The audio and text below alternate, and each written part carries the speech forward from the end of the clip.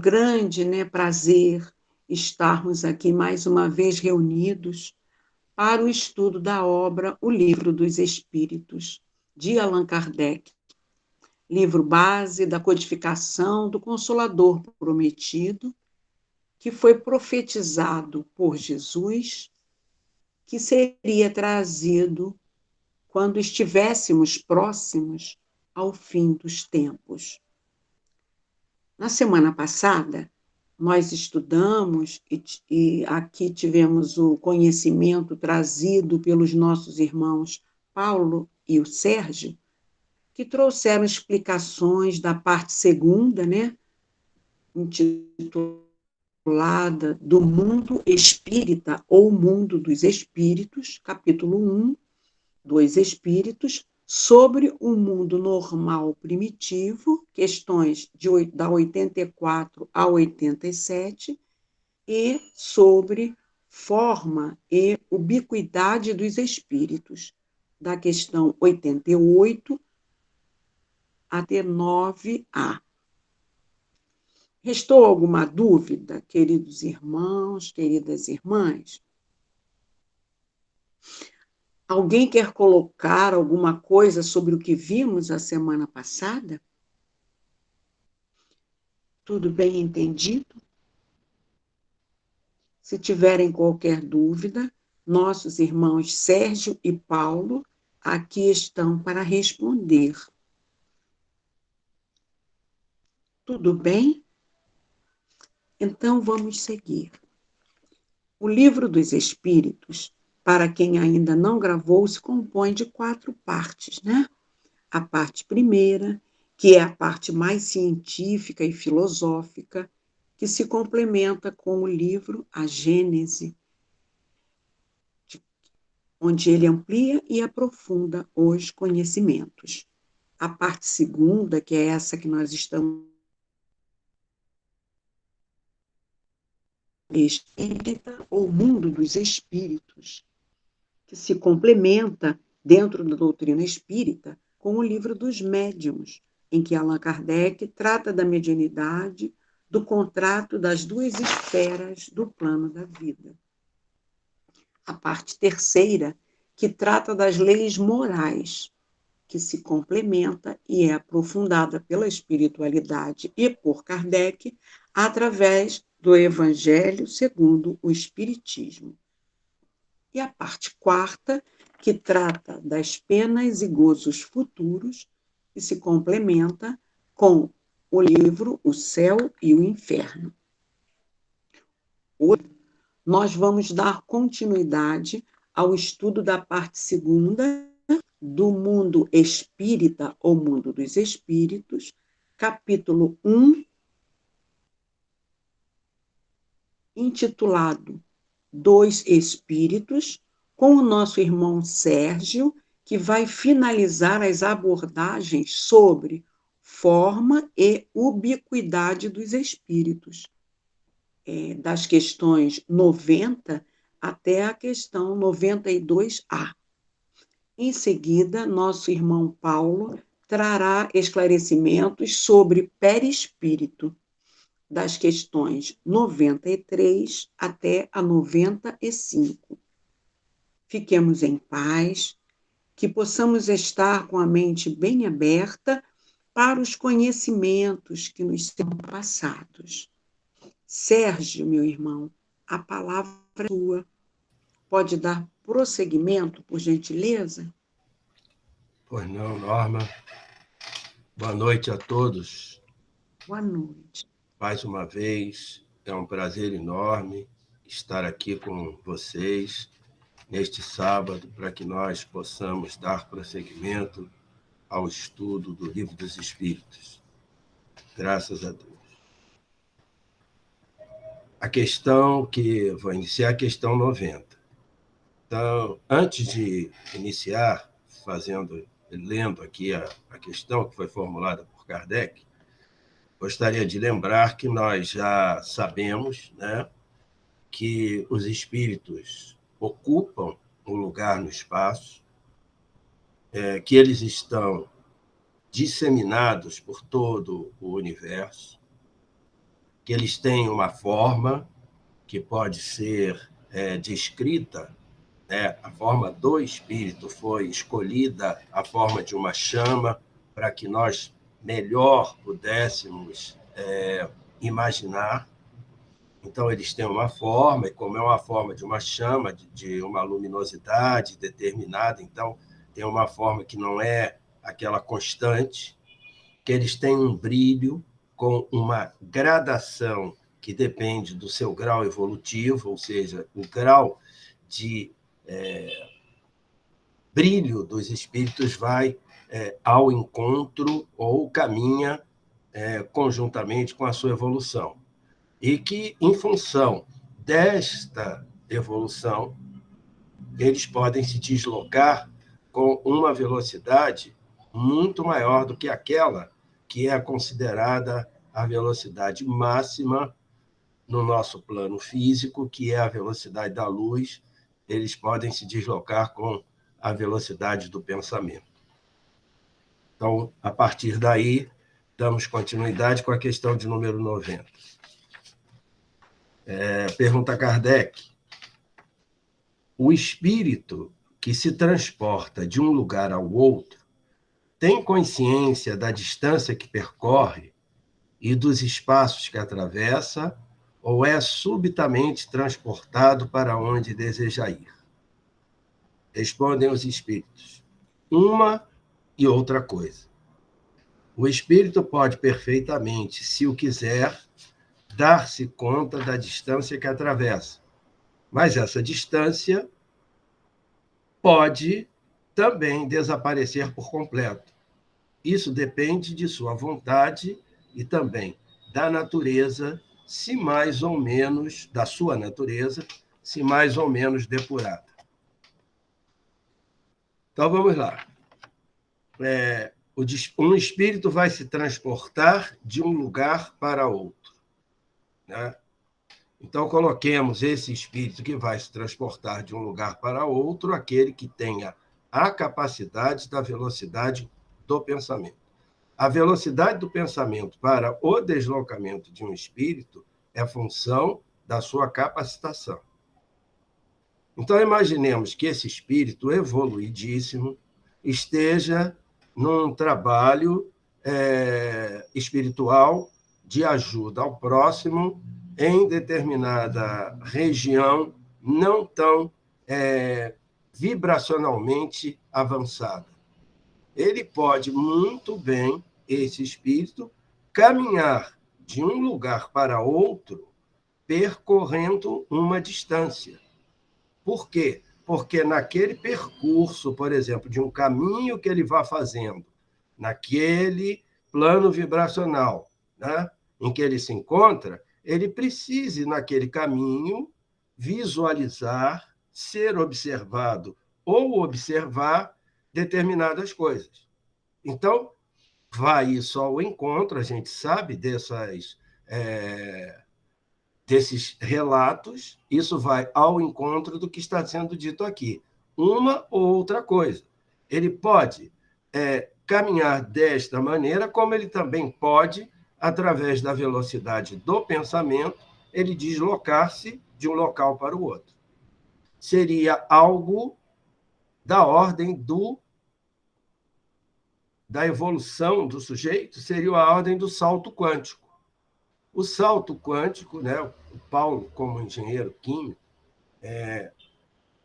conhecedor também da física, poderá mais tarde dar explicações melhores, mas o salto quântico é quando um elétron pula de uma órbita para outra, ele está numa determinada órbita, isso é uma questão física, isso aí não é mágica. Então, o elétron está numa determinada órbita e, de repente, pela instantaneidade, ele pode aparecer em outra órbita. Então, isso é que é chamado salto quântico. Ele é usado, essa expressão, popularmente, quando o sujeito tem uma evolução extraordinária, deu um salto quântico. Claro que no nosso plano físico, aqui não há, nas grandes dimensões, nós não podemos dar salto quântico. Nós podemos evoluir, né? mas essa expressão é usada dessa maneira. Então, um espírito pode muito bem, imaginemos esse espírito extremamente evoluído, mas ele precisa passar por uma região umbralina, né? Ele baixou sua vibração para poder chegar até ali, e ele precisa passar para observar. Ele vai poder fazer aquela distância pela vontade dele, sem precisar dar um salto. Entenderam o exemplo? Os dois exemplos? Então, por isso que ele diz, uma e outra coisa, vai depender do desejo do espírito, da sua vontade. E também da sua natureza, porque eu posso querer fazer isso e eu ser um espírito incapacitado para poder imprimir esta velocidade de deslocamento que seria a do pensamento. Por isso que ele coloca que depende da natureza, né? E também da sua depuração. Tá certo? Questão 91. Alguma dúvida, não? Questão 91. A matéria oferece obstáculo aos espíritos? Resposta dos nossos amigos espirituais. Não. Eles penetram tudo: o ar, a terra, as águas, o próprio fogo, os 4 elementos. Eles lhes são igualmente acessíveis. A matéria oferece obstáculo aos espíritos? Resposta deles é não. Que matéria nós estamos falando? Precisa responder não, é retórico. Que matéria nós estamos falando? Nós estamos falando da matéria densa do plano físico. Por quê? Se nós nos lembrarmos, nosso lar, o que acontece com o nosso lar? Ele é cercado de paredes, né? Elevadas, cercados de proteções elétricas e tal. E o que acontece? Ele não pode ser invadido, ele não é invadido. Aquilo é feito exatamente para impedir a invasão. Né? Há um momento dramático em que um espírito, era uma médica, tenta entrar em nosso lar e tal, e é observado através da sua aura, do seu campo energético, que ela tinha praticado muitos abortos e ela, naquele momento, não pode entrar e tal. Né? Então, lá em nosso lar, o espírito vai, abre a porta, entra, vai, fala, senta. André senta-se na relva para conversar e tudo. Por quê? Naquela expressão, lembrem-se, espírito, matéria e Deus. Naquela expressão de materialidade, ali os espíritos, para eles aquilo é como é para nós, espíritos encarnados, é para nós o que nós vivemos aqui. Então, quando ele diz que a matéria não oferece obstáculo aos espíritos, ele está se referindo à matéria densa na qual nós estamos mergulhados. Essa realmente não oferece obstáculo para que eles possam ultrapassá-la. Então, refere-se única e exclusivamente à matéria do nosso plano. Kardec perguntando e os espíritos entendendo que a pergunta referir-se-ia a um mundo que nós vivemos.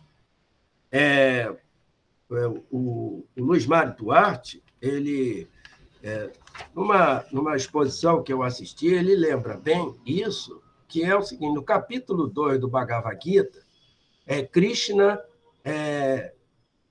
pergunta para Arjuna, o Arjuna, né? Eu falo Arjuna. Você não quer matar essas pessoas por quê? Porque Arjuna é um guerreiro, é o dharma dele, né? Eles estão às vésperas de uma batalha, de uma luta, de uma guerra. E Krishna pergunta: você não quer matar essas pessoas por quê? O espírito não é queimado pelo fogo, não é molhado pela água. Isto Krishna dizendo a Arjuna, 5.000 anos atrás, através do Bhagavad Gita. Então, veja só, é a mesma coisa. Olha o que os espíritos se valem para dar essa explicação para Kardec, dos 4 elementos: ar, terra, água e o fogo. Ele está explicando, então, aquilo do nosso plano, tal e qual Krishna explicava para Arjuna. A isso sim, a matéria não oferece obstáculo. Mas lá, no plano que a gente popularmente ou convencionalmente chama de plano espiritual, neste plano sutil, sim, oferece obstáculos, sim. Lá, sim. Aqui, não. Então, a pergunta, a gente percebe que ela está referenciada aqui ao nosso plano. Alguma dúvida?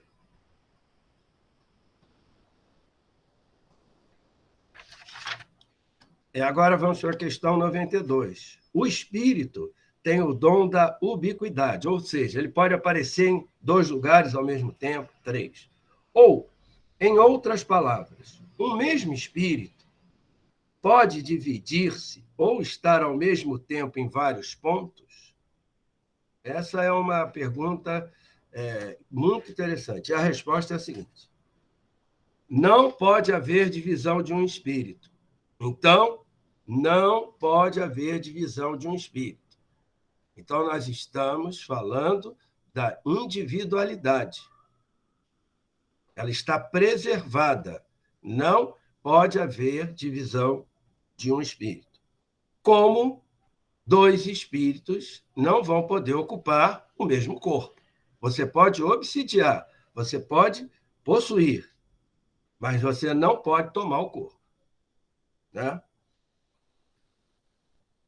Não pode haver divisão de um espírito, mas cada um deles é um centro que irradia para diferentes lados, e é por isso que parecem estar em muitos lugares ao mesmo tempo.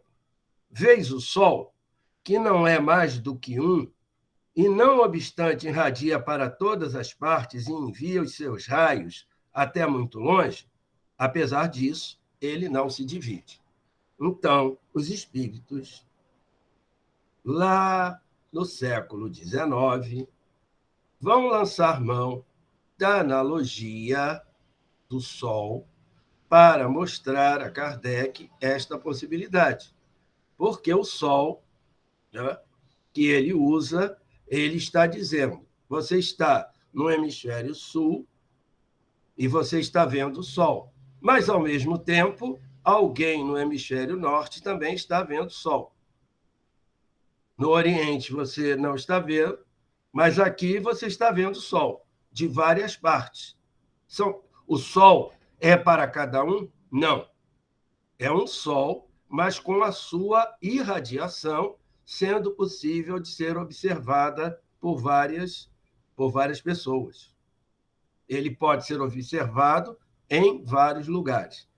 Esta explicação, datada do século XIX, né, ela também pode ter uma associação explicativa com a física quântica, porque a grande questão, uma das grandes questões da física quântica, que assombrou, e daí o quantum, o pacote, né, vem de quantum esse nome, é que os físicos perceberam que o elétron, ele poderia, se fosse feito, não vou entrar aqui em detalhes, não, mas sim por falta de tempo e não por acreditar que vocês não fossem entender. Ao contrário, se eu conseguir entender, todo mundo consegue também.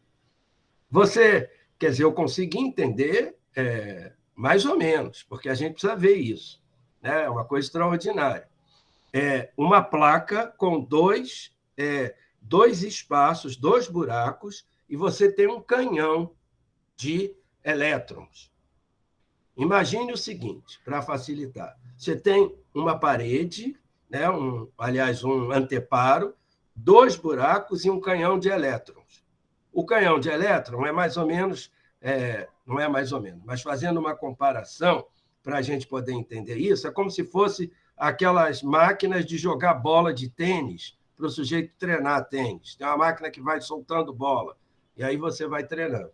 Então, imagine um canhão jogando essa bola de tênis. E aí você mira só em um dos buracos. E aí você joga aquela bola e você fica, que são os elétrons, e você fica com a ideia que na parede, por trás daquele anteparo, vai ficar marcada uma linha de bolas, que a bola passou por ali, então pode ir um pouquinho mais para cima, um pouquinho assim, assim. E o que os físicos perceberam? Que não era assim, que não ficava assim, ficava em forma de onda. Como que pode essa bola que vai passar por aqui, passar aqui também? Essa é uma experiência. Vocês podem ver aí no Google, em tudo quanto é lugar, é uma experiência mais famosa da física quântica. É aí que eles disseram assim, então quer dizer que a energia, no caso a luz, ela pode caminhar como partícula, ou seja, como bola, ou ela pode caminhar como se fosse onda, sujando a parede toda nesse sentido, em vez de ser só assim. Pode passar assim. Então, veja só, há aspectos do comportamento da energia que são extraordinários. E aí, lá naquela época, com a sabedoria enorme, os espíritos lançaram mão, eles não poderiam chegar e dizer, olha, vocês lá na frente vai aparecer uma física, uma nova física, que vai fazer com que a física newtoniana só sirva para grandes eventos, é a física das pequenas coisas, e vai acontecer. Não, não podia. Então, eles vão e dão uma explicação dessa maneira. Essa explicação ela pode ser associada a uma coisa. Quando ele dá o exemplo do Sol, ele está dando o exemplo de que é o seguinte: a ubiquidade está correlacionada à pureza dos espíritos.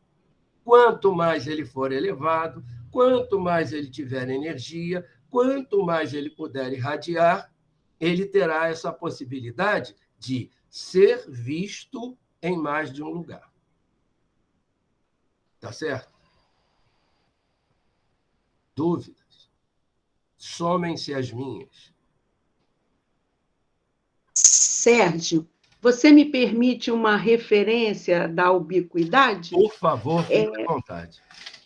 Do Livro dos Espíritos, na nota de rodapé da questão 188, que fala de pluralidade de existência.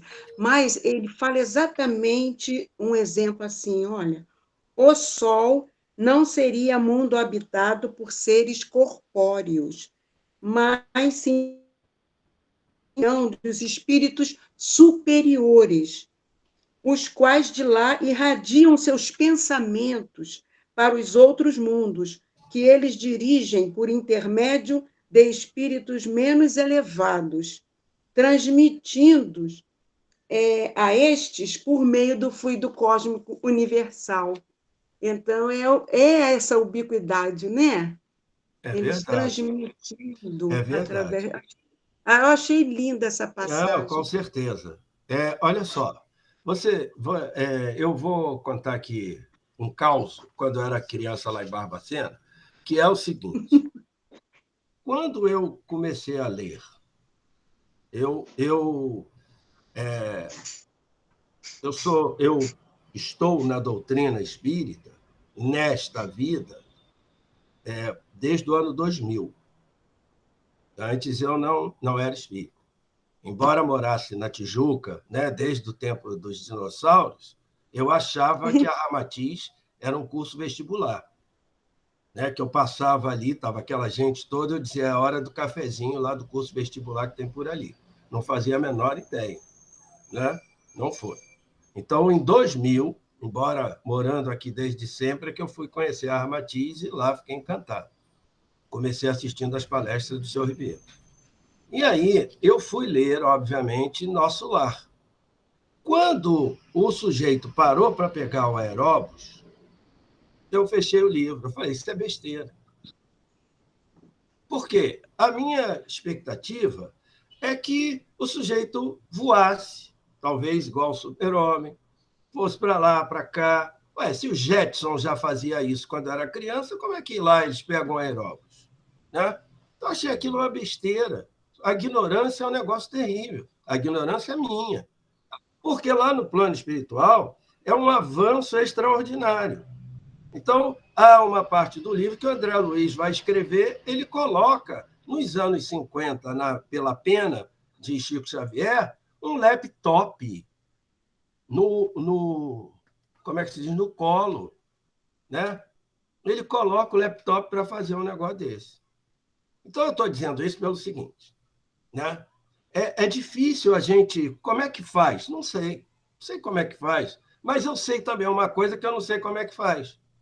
Eu estou assistindo a Olimpíada, certo? Já perdi 4 encarnações assistindo a Olimpíada. Outro dia eu estava torcendo para que crianças japoneses caíssem. Só ali foram 3 encarnações. Mas como a gente não faz as coisas pela metade, eu ainda, para completar, torci para um japonês se afogar. E aí era pacote completo. Já perdi mesmo. Né? Muito bem. Então, tem um estúdio da Globo em que aparece uma moça por holografia. Ela está em outro lugar e aparece ali conversando.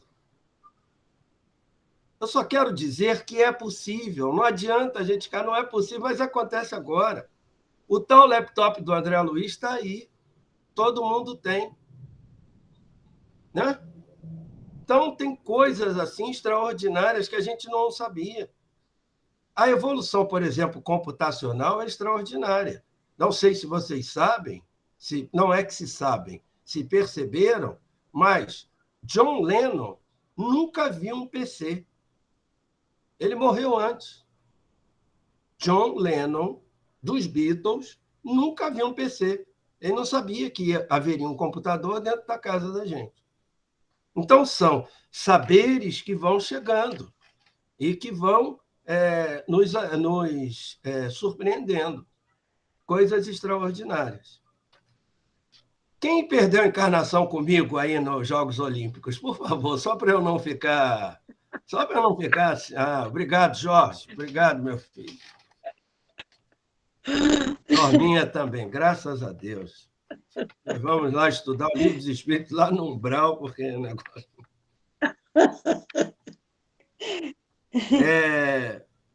A pergunta 92A, para encerrar. Todos os espíritos irradiam com o mesmo poder? A resposta deles. Bem longe disso. O poder de irradiação depende do grau de pureza de cada um. Isso é instintivo, né? A gente percebe. Quanto mais puro, mais a capacitação de irradiação. Por quê? Porque a gente já sabe que, por exemplo, os pensamentos, só para fazer uma lembrança, os pensamentos, quanto mais elevados eles são, mais a sua onda, né, ondas curtas, eles têm a capacitação de chegar longe. Ainda bem, os maus pensamentos não têm tanta capacidade assim de chegar. A mesma coisa se dá com a luminescência dos espíritos. Quanto mais iluminados, quanto mais poder de irradiação eles têm, quanto mais capacitação. Então, um espírito iluminado, ele vai, obviamente, iluminar as pessoas no entorno. Por isso que Gandhi dizia que quando um homem se ilumina, em torno, muitos também se iluminam. E para encerrar essa colocação, para encerrar essa minha fala, essa coisa de quando um se ilumina, muitos se iluminam, eu estava ouvindo a Rádio Rio de Janeiro quando foi contada uma passagem do Divaldo Franco. Porque esse negócio de quando um se ilumina, muitos se iluminam, eu ficava mais ou menos assim. Né? Então, a passagem do Divaldo Franco, que foi um estalo para mim, foi o seguinte: o Divaldo, numa daquelas comunidades lá de Salvador, também muito pobres, ele levou um projeto para essa comunidade. E o projeto era de uma biblioteca e de um centro de lazer, de cultura, né? E enquanto ele estava lá, o Divaldo, apresentando, era dos primeiros dias, surgiram cidadãos na porta, armados, que eram os responsáveis pelo comércio, o tráfico de drogas lá na região.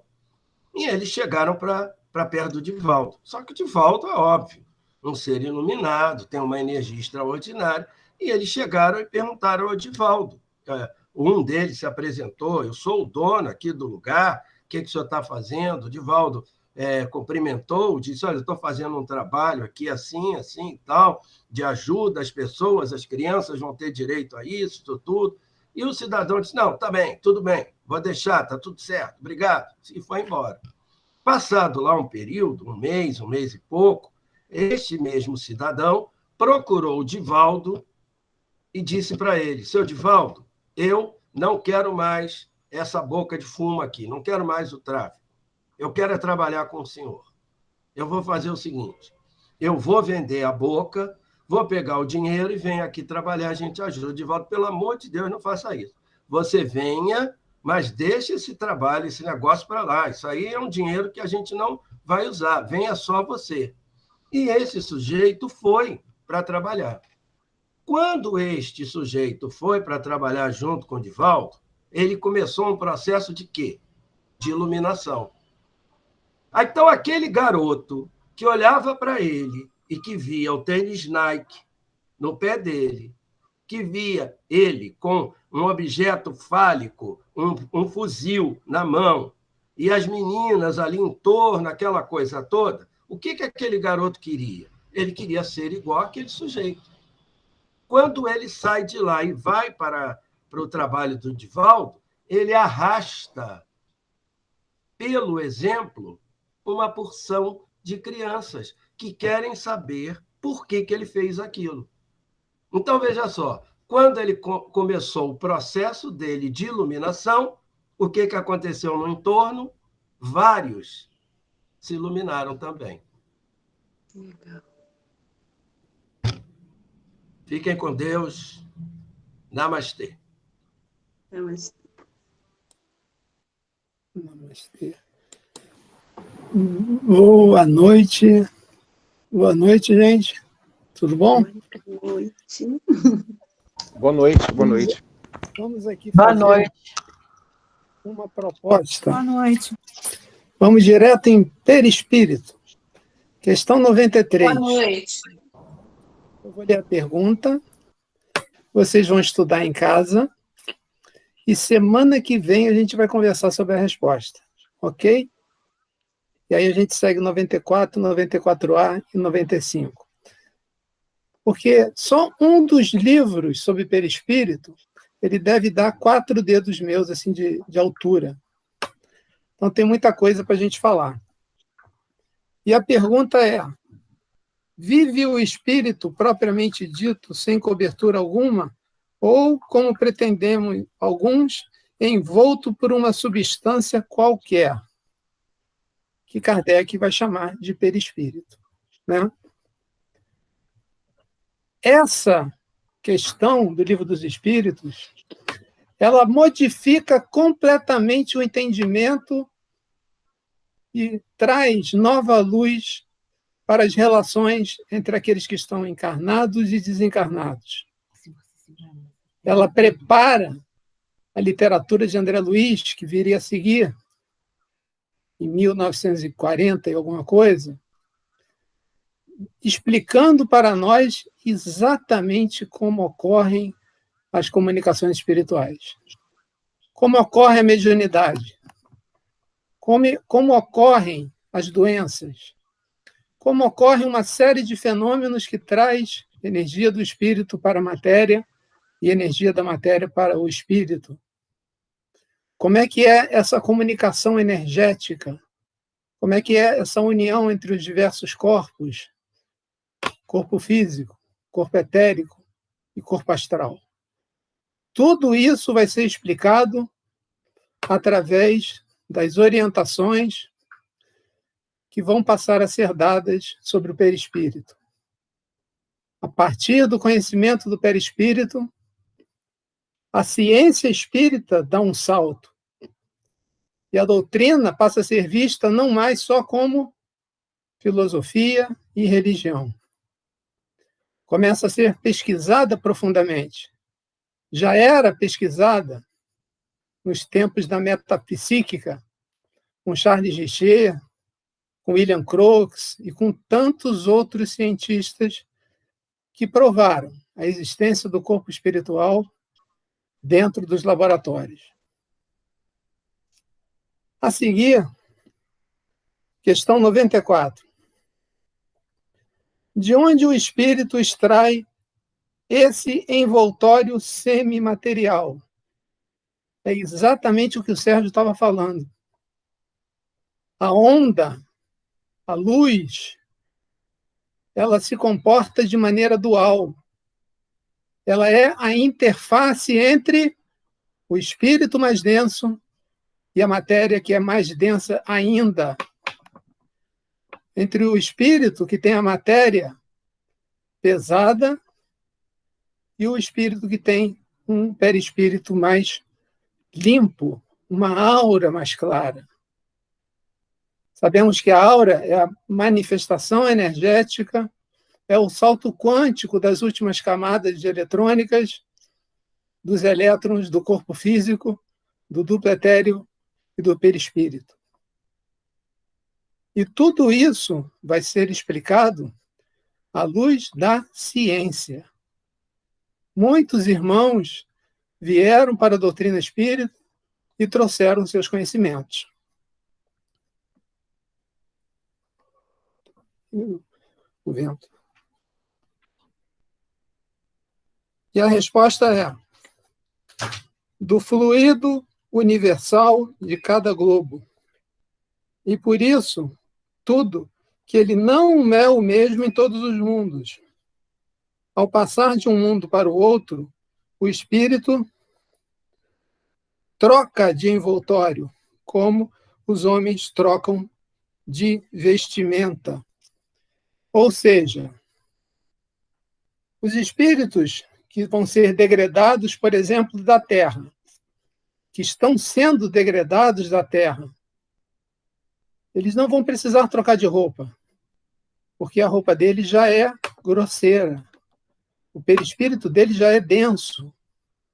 E como a Terra vai passar a receber apenas espíritos que tenham o seu perispírito mais sutil, fruto de quê? De emanações de pensamentos e de sentimentos bons. Sentimentos de amor, sentimentos de altruísmo, de fraternidade. São os novos espíritos que estão encarnando, melhores, mais evoluídos, para nos ajudar nessa transição planetária. E aqueles espíritos mais recalcitrantes, as energias densas, pesadas, no cultivo do ódio, nas diversas manifestações que nós estamos vendo por aí, pelo planeta, esses irmãos não vão estar mais aqui. Como a Cristina falou na palestra anterior das 5 horas. Estamos vivendo tempos de separação do joio e do trigo. E como a plantação está alta, como é necessário e a chegada a hora da ceifa, do corte, para que possamos ver pelo interior quem é trigo e quem é joio. Não só pelo exterior. Questão 94A. Assim sendo, quando os espíritos que habitam os mundos superiores vêm entre nós, tomam um perispírito mais grosseiro?